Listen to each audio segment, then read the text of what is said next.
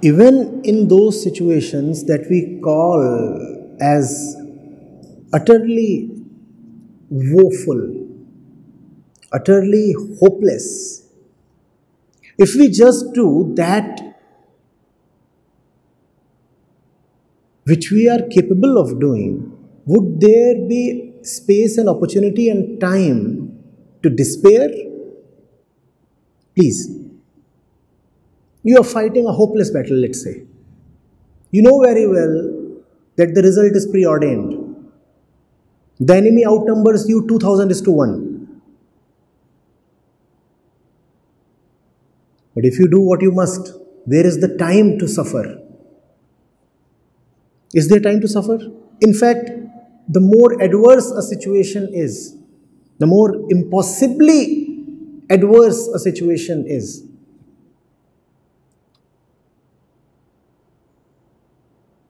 the less is the time it leaves you with to despair. Do you see that? If you were fighting an easy battle, probably you would have somehow managed to steal away a little time to sneak in a corner and despair and call yourself helpless and luckless and many other such things, right? But if the enemy is overwhelming you 2000:1, will you really be honestly able to find time to sneak away in a corner and weep about your fortune or misfortune? On the one hand, you say the situations are very, very bad. On the other hand, you say, oh, I'm suffering so much. If the situation is so bad, it is good news. If the situation is so very adverse, it will leave you fully occupied. All your time, your energy will be then consumed in responding to the humongousness of the situation. No? The house is burning. Do you have time to cry and complain? Do you have time? What would you do? You would be running around doing your best to just quell the fire. No?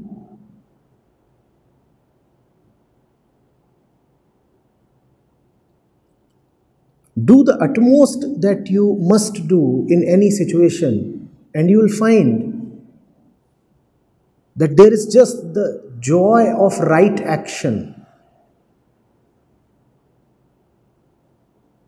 Wails and tears are for those who are guilty of abdicating their responsibility.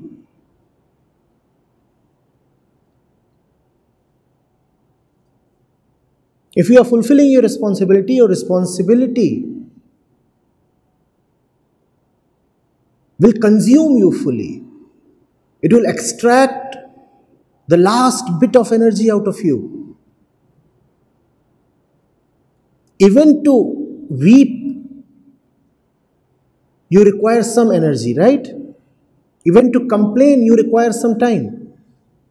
If you are really dedicating all your energy rightly, how are you left with energy to weep? If you are managing to shed tears, it only means you are a thief.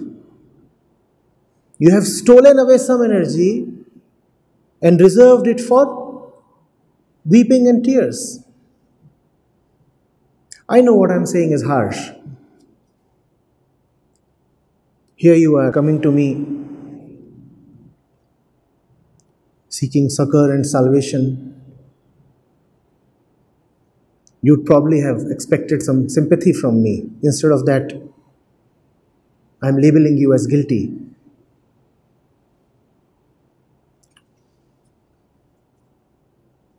But I'm interested in dousing the fire, Asha. I don't want to sit alongside you and assist you with your tears. The house is burning. You are busy weeping. You want me to offer you Tissue paper?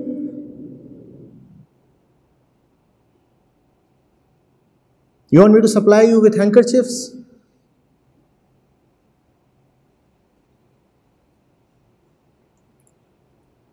You want me to partake in the farce?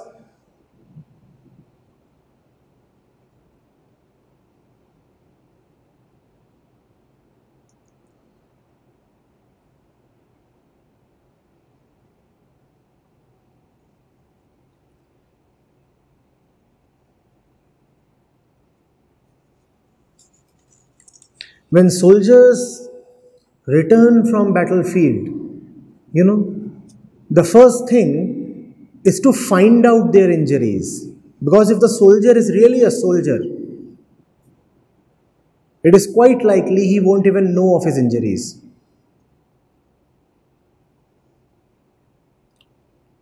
You were playing soccer that day.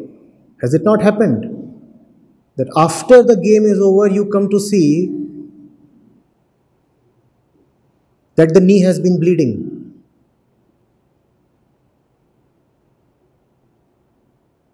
Did that not happen to you as kids? That after you return home,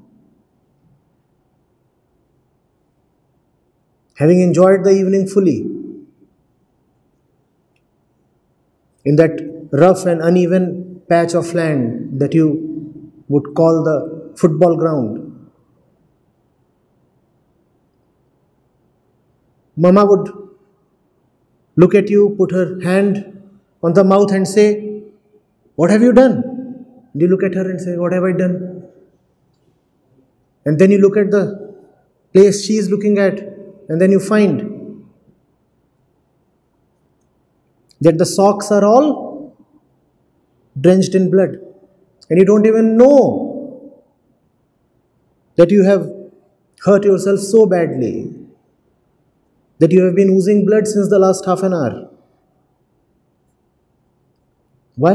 Because you were doing what you were to do as a committed player.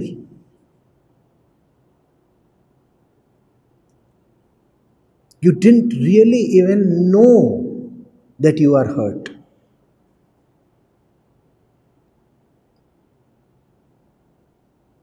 There are so many stories where the soldiers didn't even know of a bullet sitting in their body.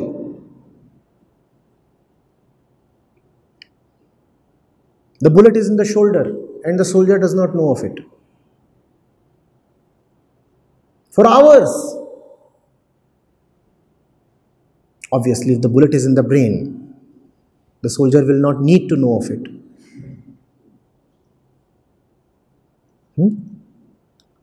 But it is in the shoulder or in the leg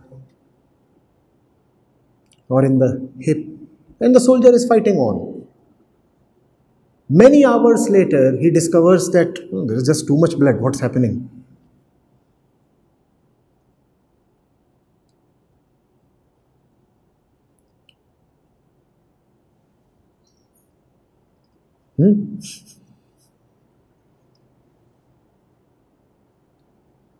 Why don't you fight?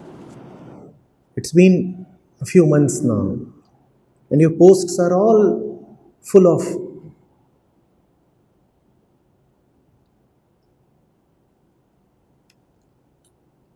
an assumed and probably convenient helplessness.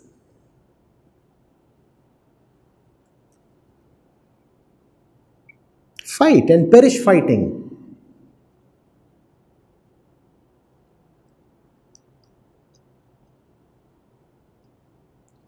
If you win, glory is yours. If you perish, at least all suffering is gone.